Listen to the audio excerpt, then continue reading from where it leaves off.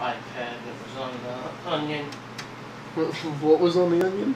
It was like a thing when Steve did the release thing on it. It says, the Apple CEO Steve Jobs unveiled new tablet, computer, iPad, whatever last week. I mean, this is an old story, but here are some of its features. Awkward name enables Twitter users to make the same joke over and over. Yeah, it's been called the tampon I don't know how many times. Super slick design makes it possible to hold, pick up, and stop from sliding down the street. Okay.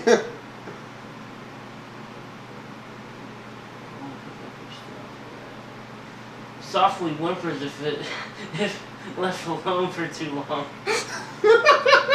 I wonder if it really does that. I don't know. See, I don't know who's the Marine Dow New York Times column generator. No, that was the other thing. The New York Times app on this thing is a joke. I'm sure. No, I was just watching the... Yeah. Here's the thing. Here's the New York Times app. The big, flagship, the New York Times is on this thing. Yada, yada, yada. The New York Times app is the same content as the New York Times webpage, except you can't do the pinch and zooming. You can't do any of the things you can do in the browser.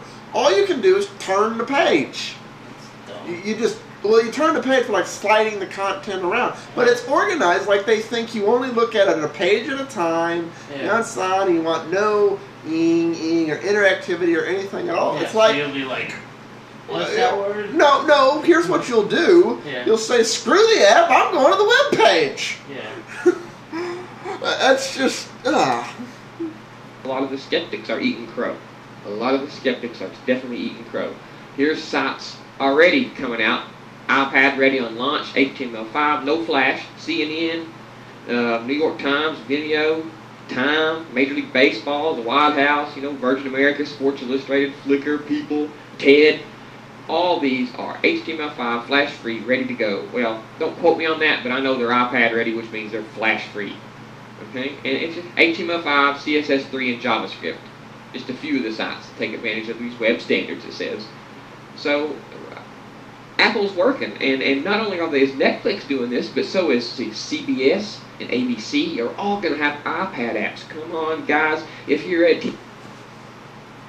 TV watcher, there's going to be no other device on the planet that is going to allow you to watch TV like on the iPad. You honestly going to tote around a netbook and try to watch Netflix through the web browser on a netbook through Windows 7? Is that what you're honestly trying to tell me? Doesn't your Android thing have like a Watch TV application? Yeah, you have to pay for it. Well, yeah, but I mean, there's a 3G version of the... It's Mobi TV, but it uses a data network, which is some deal they have with AT&T. It's just... Well, yeah, but could you buy the app for Android if you wanted to? Or is it only through your phone? It just came on this device. It's not... Okay. It's not... Because I can guarantee you the experience I have will be tenfold what you have on that netbook. I can guarantee it. Some people want to say, well, technically the iPad isn't HD, but, it is 720p, I think. And some people say, well, technically it's not. But oops. Its resolution is like 760, or I can't remember the exact resolution. So it is 720, okay? It is 720. So the technicalities of it are kind of, hit or miss. You can, I guess, technically call it HD, but a lot of the HD purists say it's not true HD. So really it's just depending.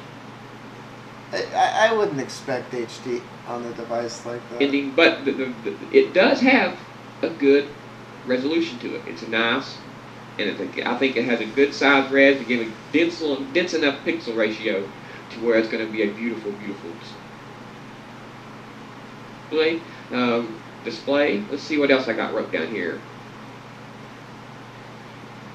A lot of people want to talk about the closed model. I'm sorry to be moving so fast, but I've got to get this over with. I've got a lot of things to do today, so I want to throw this out here real fast. because it might be longer than I expected anyway. What was I talking about? Oh, Apple opening. Actually, you don't need that. Well, I don't know if it'll be this year. It's not that overly priced. Yeah. And like I said, it bugs me that it's closed, but it's their product. They can decide. There's a difference between closed and barbed wire closed. Windows is closed, but it's not barbed wire closed. No. You know, the Zune is closed, but it's not barbed wire closed. You can plug a Zune into a Linux box and it works just fine. Yeah. It's like literally the only company going out of their way to keep their product from working with things that there's no reason it shouldn't is Apple. No one else is doing this. Yeah. None of the people releasing Android tablets, no one else doing media devices, no one else. Apple is going out of their way to prevent people from buying their product. And I said, fine, you don't want me to buy it? I will never buy it again.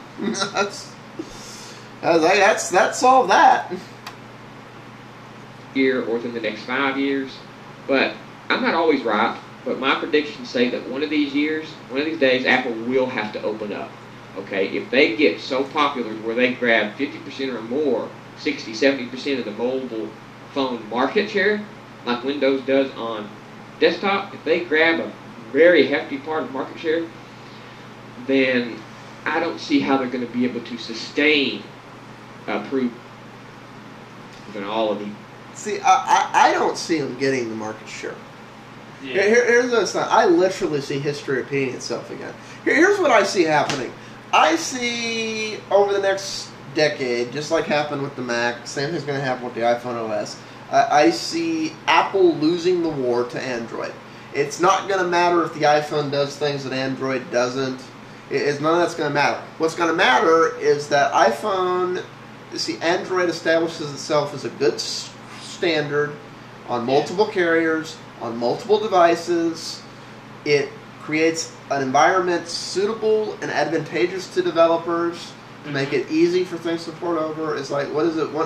It's either the next version of Android or the version after. They're segmenting it so that you won't have to redo apps for any future versions. It will be, things will stay consistent and constant. Mm-hmm. So as Android updates, your app will never break.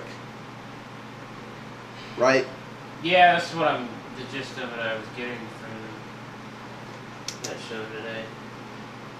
I guess the problem now is they designed the app for it, and if you update it, it breaks it, so they gotta create it. Well, it doesn't break them all, but it has broken some where you have to go back and rework it. But I mean, you have to do the same thing on the iPhone. Yeah. Well, no, it's like that's the real problem.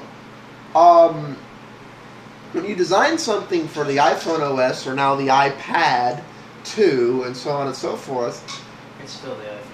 Well, yeah, I know, but it's like it's a different version of it. But yeah, I know. Well, it's like I lump them together, but yeah, you need to be careful about doing that. Yeah. You create it, and let's say there's this little tiny glitch, or an update happens to the OS, and then it's like, oh, okay, I know how to patch this. But then you submit it to Apple, and if you're lucky, it happens quickly, but sometimes it could be 6 weeks. It's like there's been a lot of things where it's like, the patch is coming. We fixed the problem. We've submitted it to Apple, but they haven't approved it yet. So we don't know what to tell you. It's like, so there would be a hell of a lot more apps on the iPad today if that wasn't the process. But there's a lot of apps you don't want to release until you've actually got your hands on the device and tested them out to make sure they run right on the actual device. Yeah, because a lot of the developers haven't really got anything until now. Yeah, I mean, like a few select one, like the tiniest stuff. As we're going to cover this a little more, but I'm up on time, so be right back, all.